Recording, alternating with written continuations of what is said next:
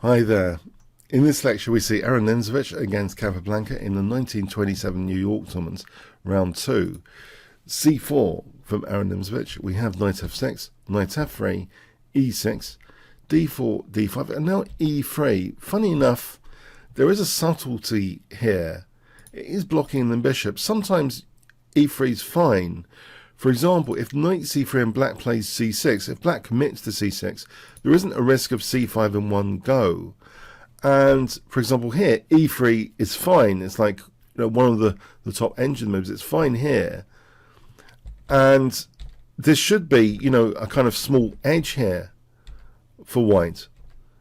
So this has been played quite a bit before. This is very, very topical, in fact, this kind of thing. So that should be a small edge for white overall. It gets a bit complicated sometimes, but a lot of modern games have seen that kind of thing. So knight c3 is often a key move, and if bishop e7, then bishop f4 is sometimes possible with e3, and this position d takes c5 and queen c2. White should have a small edge here, but in this game with e3, in fact, Capablanca is very, very clever here.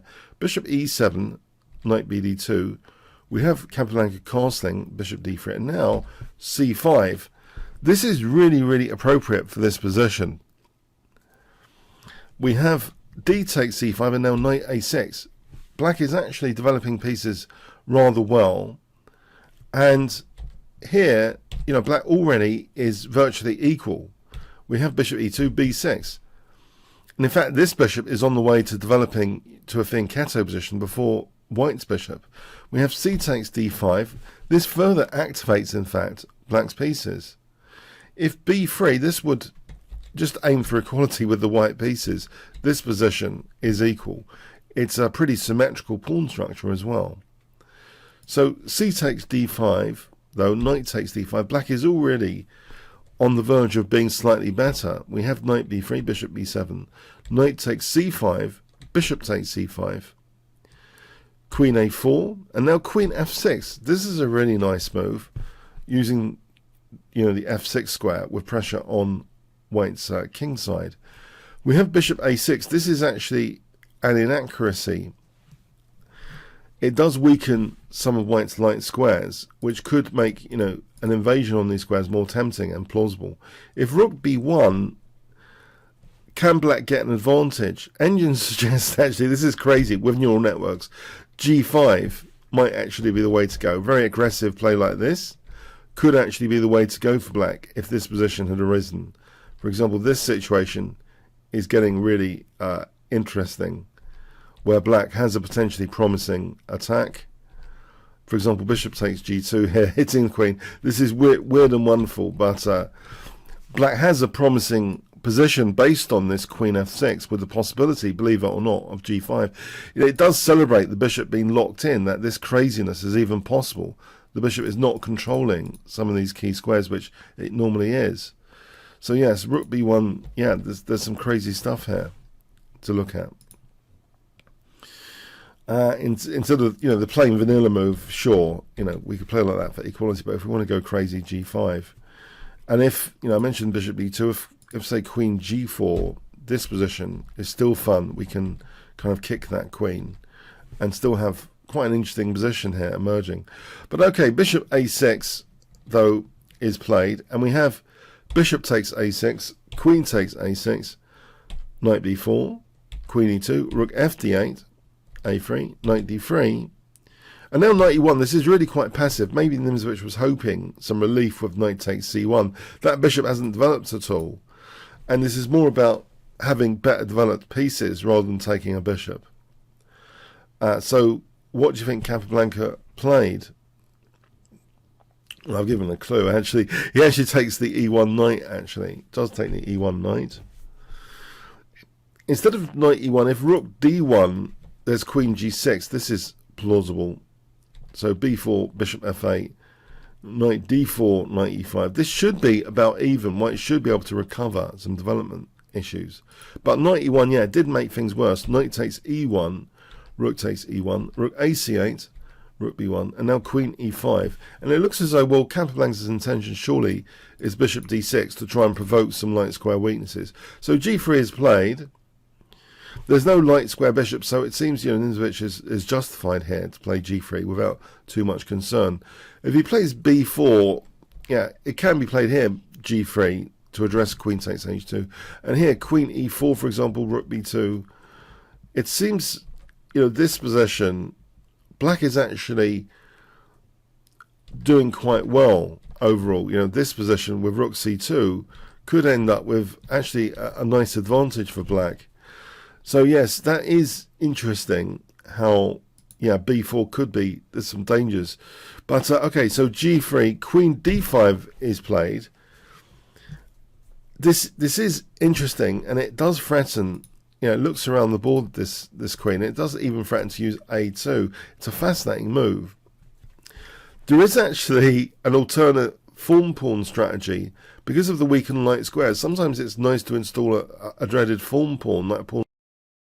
Does it work here? Actually, it's not that bad of an idea. For example, this position, there's even things like bishop takes f2. And here, rook d1. This is like pinning white quite a bit. And, for example, here, white could end up getting in knots. That second rank, with the queen being able to be pinned sometimes to the king, can lead to very, very dynamic situations where black actually might be better. For example, like this, picking up a lot of pawns for the bishop. So anyway, so yeah, h5, if it promises a move like that, yeah, it's interesting. So queen d5, though, was played, b4, bishop f8, bishop b2, and now queen a2. h6 is just an even position, so queen a2. We have rook a1. Here, bishop d4 is interesting, just looking at the queen. But then rook c2, queen f3, f6, blunting this bishop, playing sometimes e5. This situation is actually rather interesting for black. You might think, well, what is black doing here, just dominating, the file? The thing is, the juicy targets are really on the rank. We need to somehow convert our file into rank, to get into the juicy targets. And actually, that is sometimes possible. For example, here, queen a2, and all of a sudden we've got rank effects, targets like on f2. If king g3, for example, queen takes a3, and this position is kind of comfortable. And if we look at this again, just for instructive value, if h4, you can see how the rank effects can be super significant again here. What do you think black could play in this position for 10 points? So this would be a bad move. Black could play rook takes f2, and all of a sudden we've got, we're winning the queen all of a sudden using that rank. So the rank effects are not to be, underestimated. This would just be better for black. They're not to be underestimated at all, even though it seems as though, sometimes it's just a file authority, but if it gets into a rank authority, there's a lot of juicy targets, basically. So we have queen b3, bishop d4. Here, if rook ac1, which doesn't allow a theoretical, but the problem with bishop d4, it allows some theoretical forcing moves, like e5. But with rook ac1, this position, black can attack this pawn structure on the queen side, and this, for example, is going to be maybe a small edge for black. Not more than a small edge. There's a bit of work to do here. But with bishop d4, somehow this is fraught with some risk. Think about these juicy targets on the rank. So rook c2, we have queen a6. This is actually a decisive mistake. White had to play, it seems, queen d1 to try and pin down these resources. So, for example, if queen c4, rook c1 is possible, and this would dissolve much of the pressure. It should be even here. The rank has been successfully defended, no problem. And if we look at this again, if you might think, oh, hold on, Kingscrusher, hold on. Isn't this a gigantic pin here? Can't we just play e5? Sorry, e5 here against queen d1. Yeah, but do you see the problem here? What does white play? There's a saving clause here.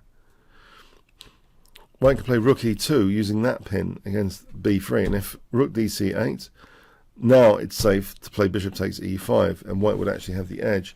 So yes, it seems as though, you know, queen d1, and things are pretty safe. You know, there were no rank disasters basically. But with queen a6, there is actually a total rank disaster. This is really instructive for rooks on the 7th generally. So when Nimzovich coined that term, rooks on the 7th, you know, rook on the 7th or two rooks on the 7th, it's about juicy targets. The fun of a file is turning it quite often into juicy targets along the ranks. So how do we do that here for 200 points? I might have given you a clue earlier.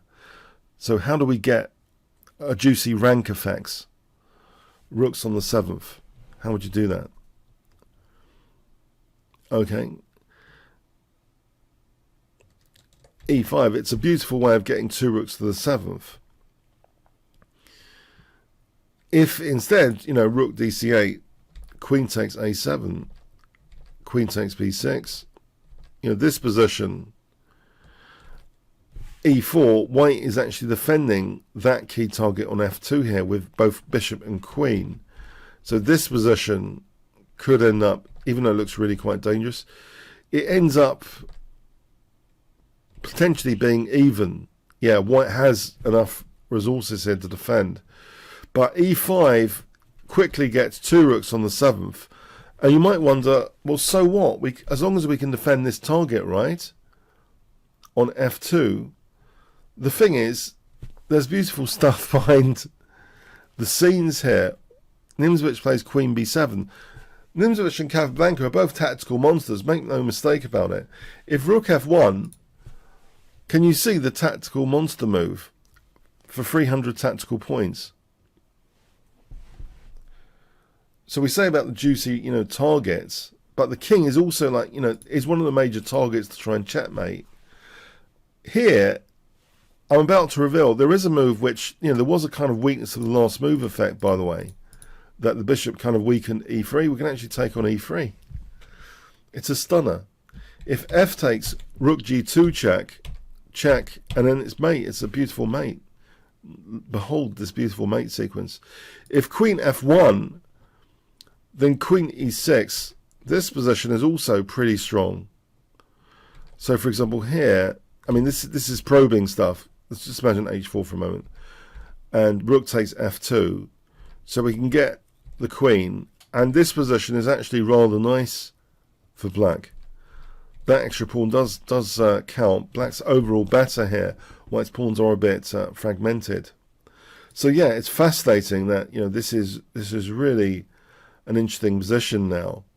So queen b7 was tried.